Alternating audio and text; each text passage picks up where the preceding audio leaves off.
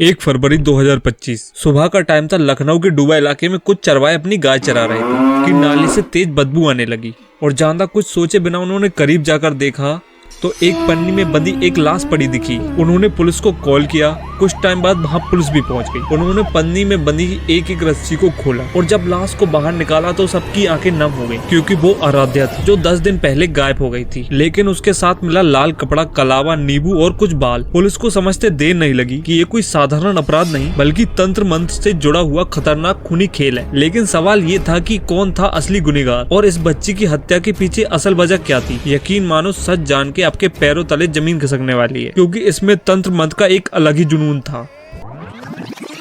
8 साल की आराध्या तीसरी क्लास की स्टूडेंट थी। वो अपने माता पिता और छोटे भाई के साथ रहती थी। घर में ज्यादा पैसे न होने की वजह से वो अपने पिता की सब्जी बेचने में मदद करती थी। हर दिन की तरह 23 जनवरी की शाम को वो अपने सर पर सब्जी की टोकरी लेके बाजार की ओर गई। लेकिन उस बेचारी को क्या पता था कि ये उसका आखिरी सफर होगा और अब शाम के 8 बज चुके थे। लेकिन आराध्या घर नहीं लौटी और घर वालों को उसकी चिंता सताने लगी। उन्होंने आसपास के इलाके में उसको बहुत ढूंढा, लेकिन वो नहीं मिली। मोहल्ले के दुकानदारों से भी पूछताछ की, लेकिन कुछ सुराग नहीं मिला। और थक हार के रात के 10 बजे वो पुलिस के पास पहुंचते हैं और गुमशुदगी की रिपोर्ट दर्ज कराते हैं। लेकिन पुलिस इस मामले को हल्के में ले रही थी और कुछ भी खोजबीन चालू नहीं की। लेकिन माँ बाप पूरे मोहल्ले को इकट्ठा करके पुलिस पर दबाव बनाने लगते हैं, तो उनको मजबूरी में जांच शुरू करनी पड़ती है, जिसमें सबसे पहले वो सीसीटीवी फुटेज को खंगालना शुरू करते हैं। उन्होंने आसपास के 300 से भी ज्यादा कैमरों की रिकॉर्डिंग चेक की, तब जाके एक फुटेज सामने आया जिसने पूरे केस को एक अलग ही मोड़ दे दिया। उस फुटेज में देखा गया कि आराध्या बाजार जाने के लिए अपने रास्ते पर थी कि तभी एक महिला उसको रोकती है और इशारा कर उसको दूसरी गली में जाने के लिए बोलकर निकल जाती है और अगले ही पल आराध्या अपना रास्ता बदल लेती है और दूसरी गली में मुड़ जाती है। इसके कुछ मिनटों बाद ही दूसरी फुटेज में वही महिला, जो बाद में जुगनू निकलती है, वो उसको दूर खड़ी होकर देख रही होती है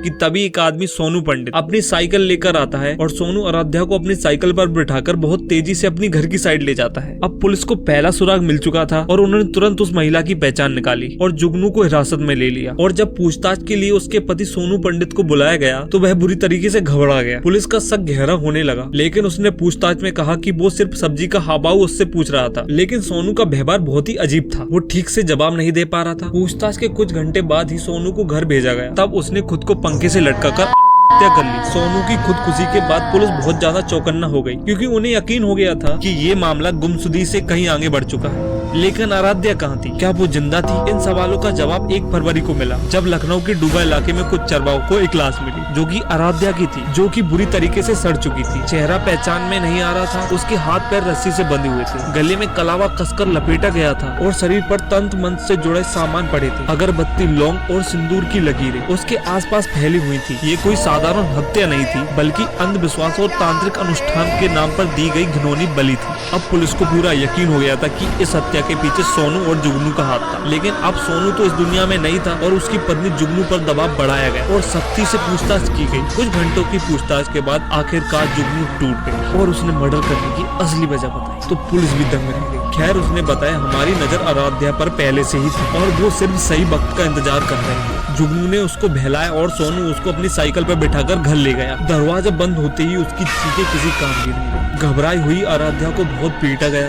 दीवार से उसका सर टकराया और जब वो बेहोश हो गई तो उसे लाल कपड़े में लपेटा गया और जलती हुई अगरबत्तियों के बीच बिठाकर अनुष्ठान शुरू किया। और कुछ ही देर बाद सोनू ने बेरहमी से उसका गला दबाकर उसकी जान ले ली, जिसके बाद लाश को प्लास्टिक में लपेटकर नाले में फेंक दिया गया। उसने बताया कि उनके घर में एक तांत्रिक अनुष्ठान किया गया था और उनके पति सोनू का ये विश्वास था कि एक जिन उससे बात करता और वो कहता था कि अगर तुम जवान रहना चाहते हो और अपने प्राइवेट पार्ट की शक्तियां बढ़ाना चाहते हो तो उन्हें एक मासूम बच्ची की बलि देनी होगी, जो कि उन्होंने दे भी दी। ये केस हमें सिखाता है दुनिया बाहर से ही नहीं बल्कि अंदर से भी खतरनाक हो सकती है। कभी कभी सबसे ज्यादा खतरा हमारे पास रहने वाले लोगों की मानसिकता से रहता है। इसलिए सावधान रहें, सतर्क रहें और मेरा मानना है कि अंधविश्वास से दूर रहें। बाय, मिलते हैं एक और नए एपिसोड।